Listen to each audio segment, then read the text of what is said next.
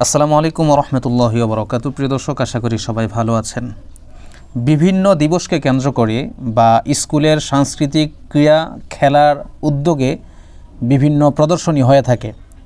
তো গতকালকে যেহেতু বাংলাদেশের স্বাধীনতা দিবস উদযাপিত হয়েছে, এই স্বাধীনতা দিবস উপলক্ষেও বিভিন্ন প্রতিষ্ঠানে বা বিভিন্ন অঞ্চলে প্রতিষ্ঠান ছাড়াও বিভিন্ন খেলা প্রতিযোগিতা হয়েছে এবং সেখানে বিভিন্ন সাংস্কৃতিক অনুষ্ঠান করা হয়েছে এবং বিভিন্ন জিনিসের প্রদর্শনী করা হয়েছে।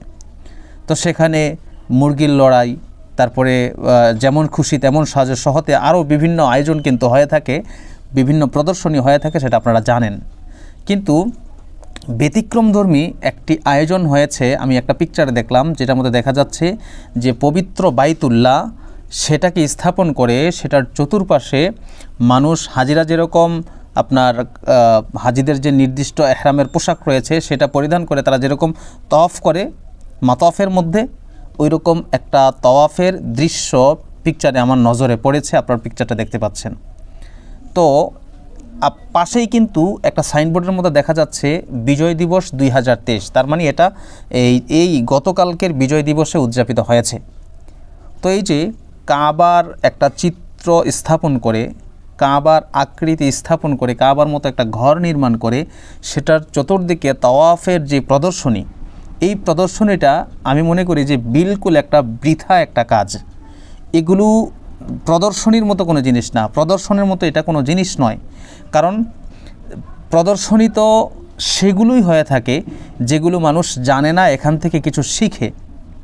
এখন বাইতুল্লাহর যে তওয়াফের প্রদর্শনী, এটা যারা হাজি সাহেব আছেন, যারা উমরা করতে যান বিভিন্ন ট্রাভেল এজেন্সির মাধ্যমে, তারা গেলেই বুঝতে পারেন সেখানে ট্রাভেল এজেন্সিগুলো তাদের জন্য যথেষ্ট পরিমাণ মুআল্লিম নির্ধারণ করে রাখেন।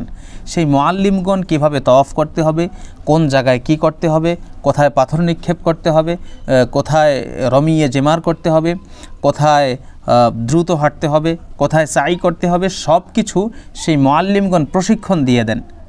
তো সেই মুআল্লিমগণ প্রশিক্ষণ যেহেতু দিয়ে দেন, তাহলে তো এখানে ভিন্নভাবে তাওয়াফের বা কাবা শরীফ একটা নির্মাণ করে সেখানে তাওয়াফের প্রদর্শনী করা বা দেখানো, এটা তো আমি যুক্তিসঙ্গত মনে করি না, বরং এটা আরও ক্ষতি বয়ে আনবে। যেমন আপনাদেরকে একটা ঘটনা বলি, ইয়ামানের রাজধানীতে আব্রাহা নামক যে গভর্নর ছিল, তিনি কিন্তু একটা নকল ডুপ্লিকেট কাবা তৈরি করেছিল এবং এই হস্তি বাহিনীর মাধ্যমে বর্তমান কাবার উপর আক্রমণ করেছিল, যাতে বর্তমান কাবা ধ্বংস হয়ে যায় এবং ইয়ামানের রাজধানীতে যেই কাবা নির্মাণ করা হয়েছিল ডুপ্লিকেট কাবা, সেই কাবা যেন আবাদ হয়ে যায়। তো এই রিসেন্ট কিন্তু গত কয়েক বছর আগে শুনেছি অন্য কোন দেশেও জানি এরকম হয়েছে, কাবা তৈরি করে সেখানে তওয়াফ করা হচ্ছে।